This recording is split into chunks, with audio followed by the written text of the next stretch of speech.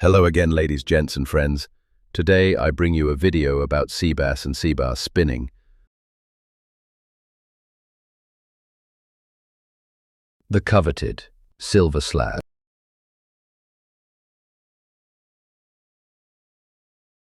And its cousin, the spotted sea bass. Dicentricus labrax is the scientific name, the sea bass or robalo in Portuguese, and its cousin Dicentricus punctatus, spotted sea bass or biler or avaria. The distribution and habitat of the European sea bass include estuaries, lagoons, coastal waters, and rivers. It is found in a large part of the eastern Atlantic Ocean, from southern Norway down to Senegal, Africa. It can also be found in the entire Mediterranean Sea and in the southern Black Sea. Spinning is my favorite method of catching these fish. There are anglers whom only fish this way. It is great fun, very technical, challenging and difficult, but absolutely addictive and simply fantastic. I will try and share with you what I have learned fishing this way. Some tips, equipment explained, and techniques, enough to get you started, and with any luck and a little time, an accomplished spinning angler. I simply adore it, day or night, and I can't get enough.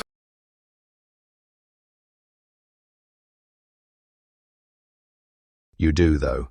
Besides the obvious, rod reel and lures need a lot of that. Fishermen, patience. It's not at all like normal fishing.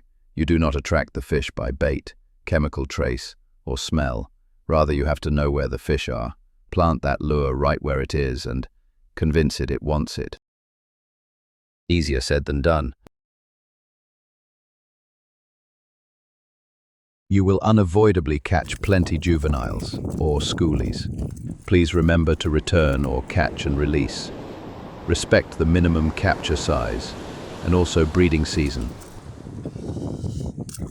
These little bass are greedy, and it is not uncommon for them to chase a lure their own size. Don't believe me? Keep watching. Fish on.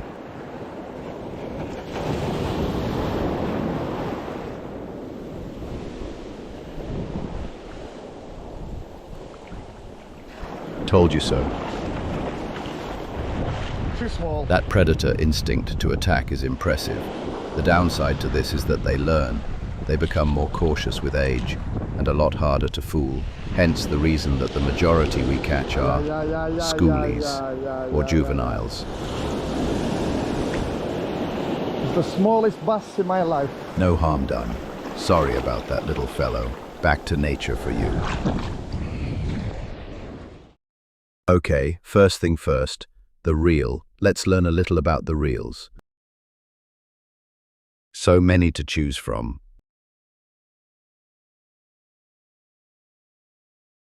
Here are two of my reels, a 9,000 for beach casting on the left and a 3,000 for spinning on the right.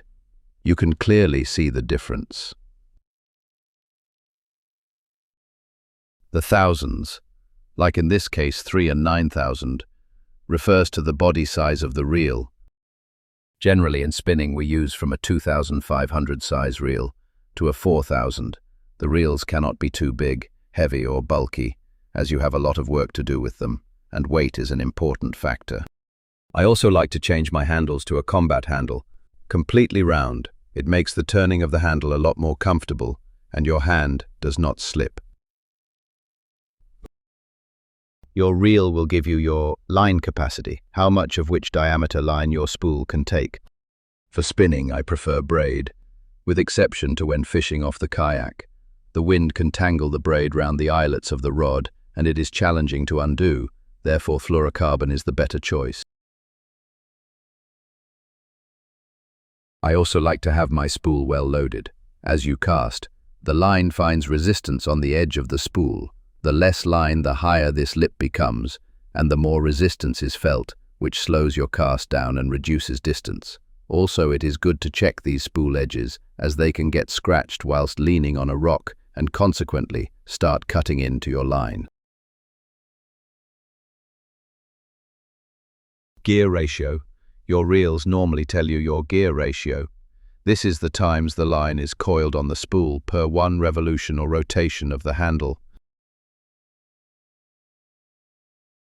In this case, it is a 5.2 to 1 ratio. Therefore, each turn, or 1 revolution of the handle, is 5.2 turns or coils on the spool.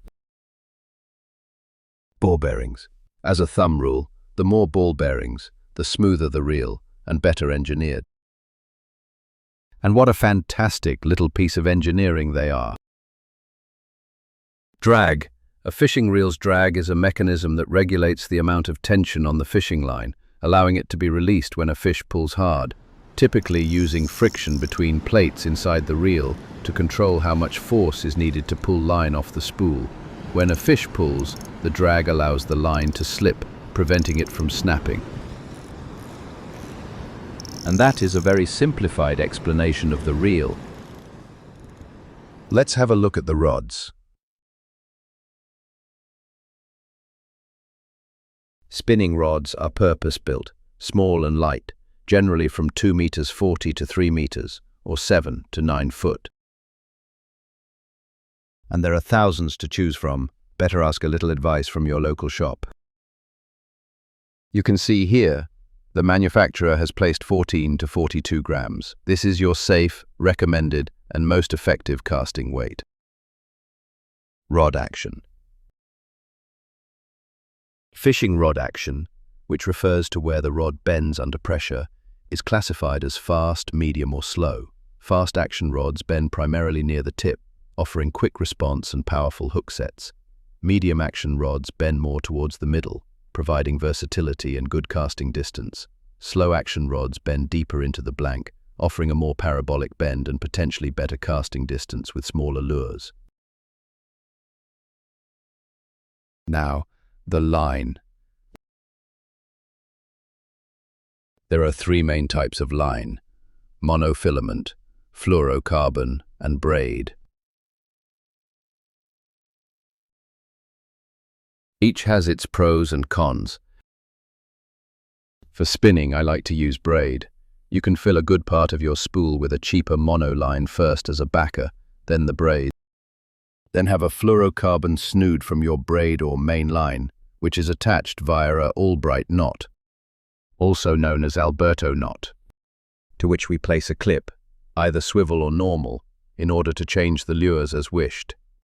This can be done via a simple clinch knot, but there are other choices.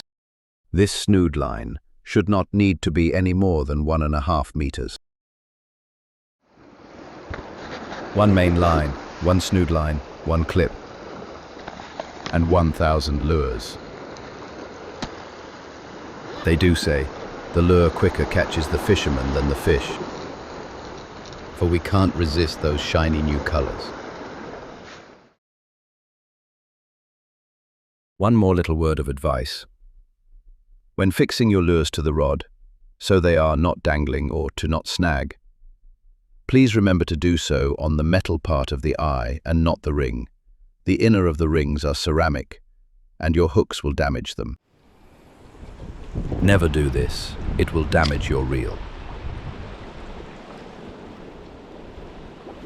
Always replace the bail back by hand, as so.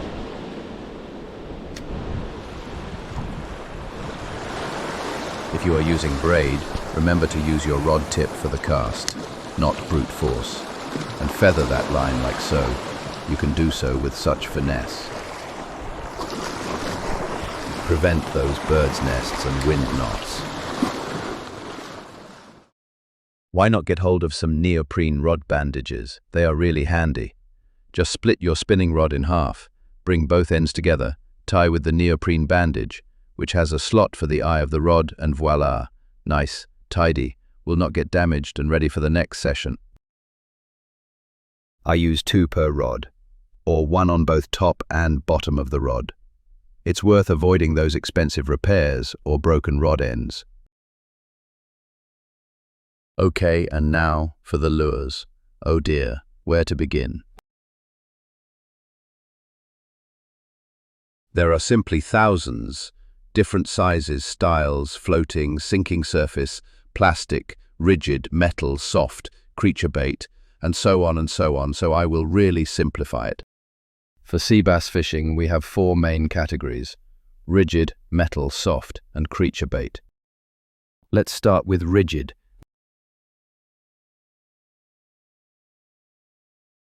Within this category, we have surface, subsurface, shallow diver, and deep diver.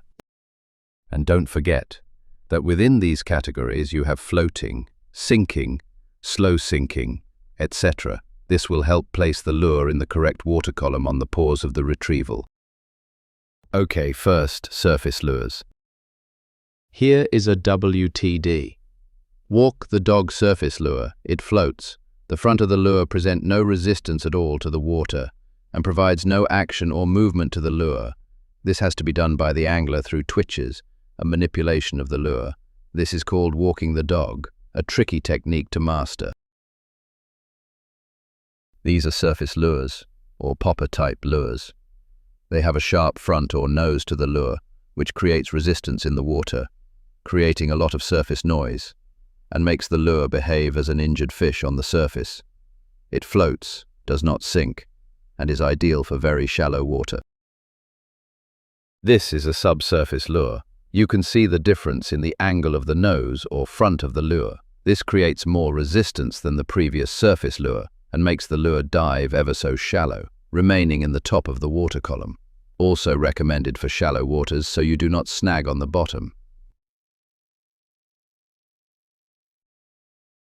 These are shallow divers. You can see the nose, or now a blade, on the front of the lure is more exaggerated, creating more resistance when retrieved, making the lure drop even further in the water column for a deeper fishing.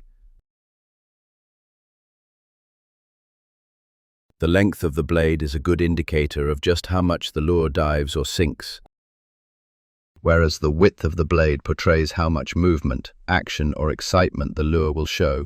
A thin blade is less movement than a thick blade, or, the wider the more movement, twitching and dancing the lure will do. Now we have the deep divers. As you can see, the blade in front is highly exaggerated, creating a deep dive and an enthusiastic wobble underwater. Generally, the lures have rattles inside as well.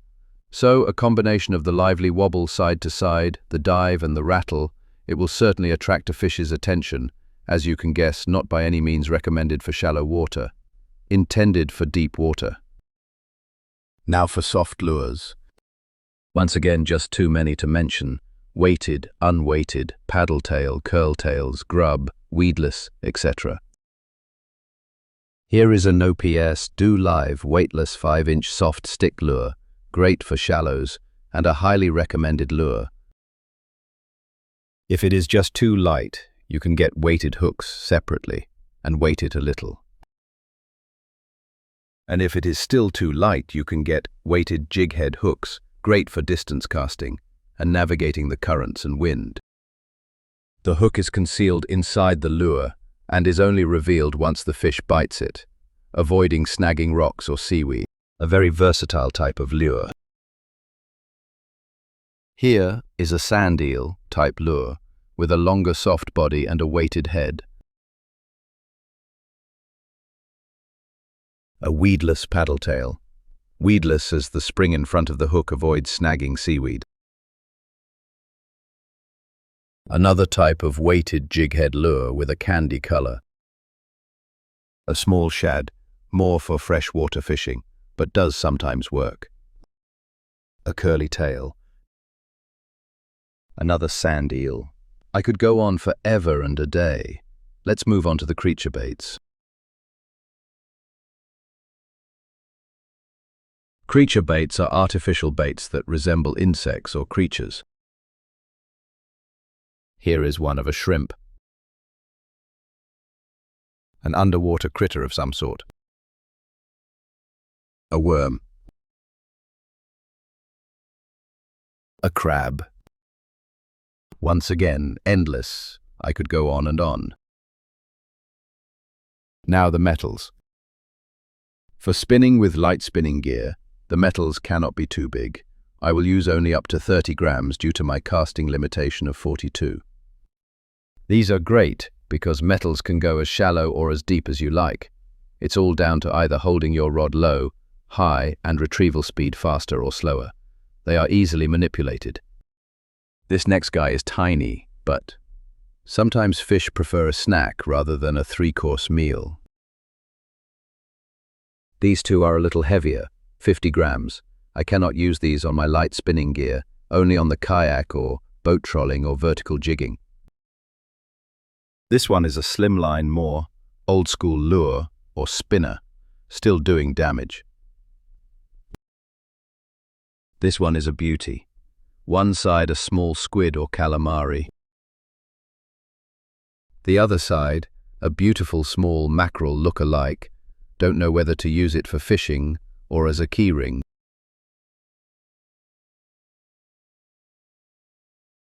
Technique. This is a difficult one.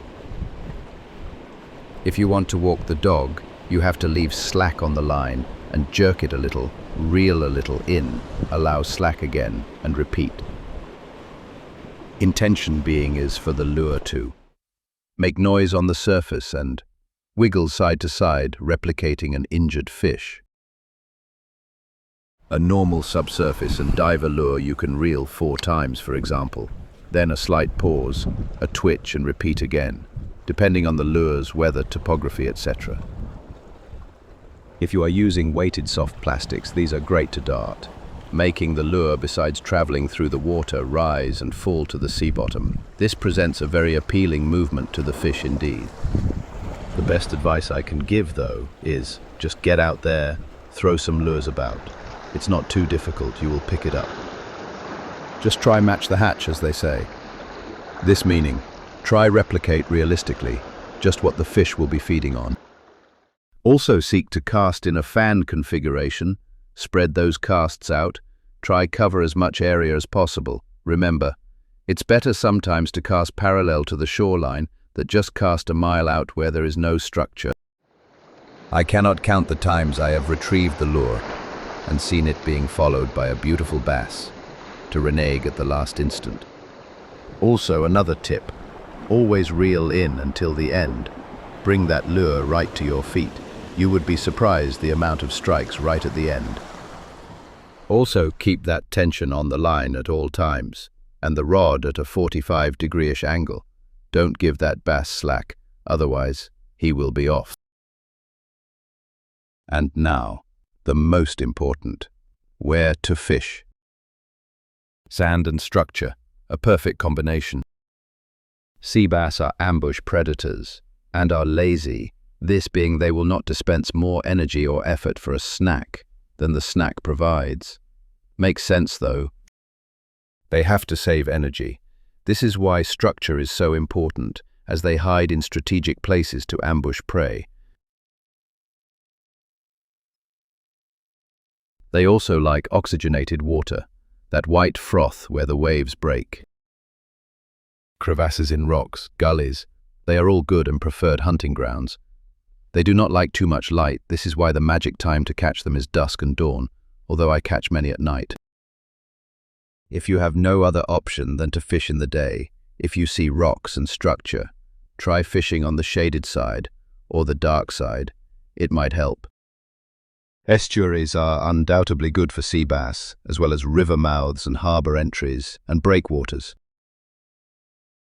They love those holes to hide in and those entries to rivers and nurseries. But on beaches, you have to know how to read the beach, as you have no structure to rely on. At low tide, look for those gullies, those deep depressions, those fish highways as we call them, and at high tide, attack. Learn how to read the waves to find those most probable places the fish will be. I hope this video has been of help, and wish you the best of luck.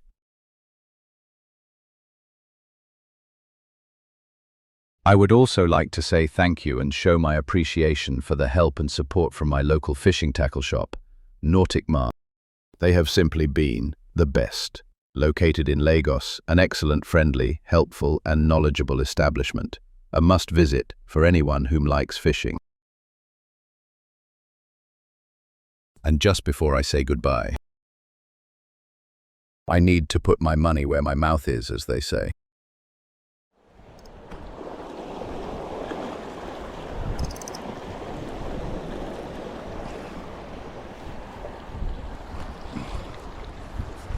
Wrong species, guys. An octopus.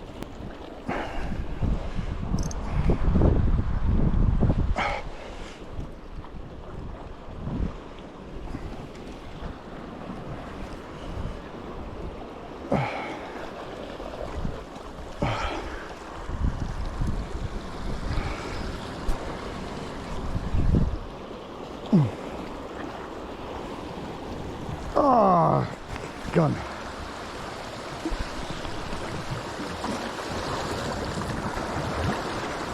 Most definitely wrong species. A seagull.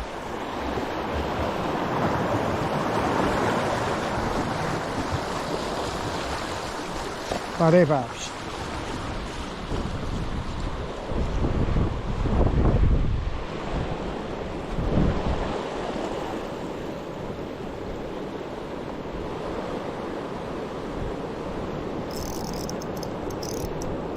Right species, but a hit and miss. Fish on.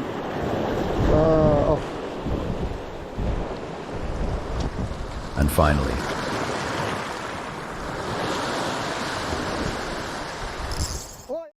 Fish on. terribly sorry it was at night, but that is when I catch more bass.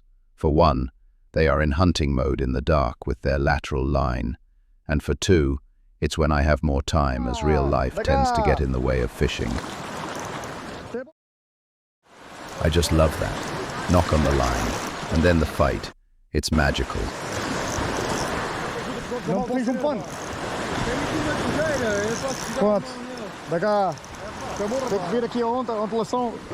A little help to land him, as I have lost fish at this stage before and have no net. Just keep that tension on the line and use the waves to your benefit. This one was of size, but it is up to us and our choice. This little fellow helped me conclude this video for you, so in appreciation, I decided to let him go and swim the seas a little more. Why not? We don't have to be greedy. It's good to give something back. And the big bass season is approaching, so we will get bigger and better specimens. Let this one be.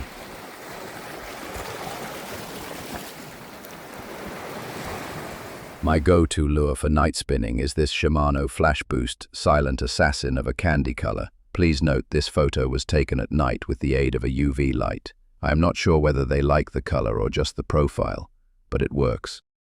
I hope to see you all again soon, but for now, goodbye, and good fishing.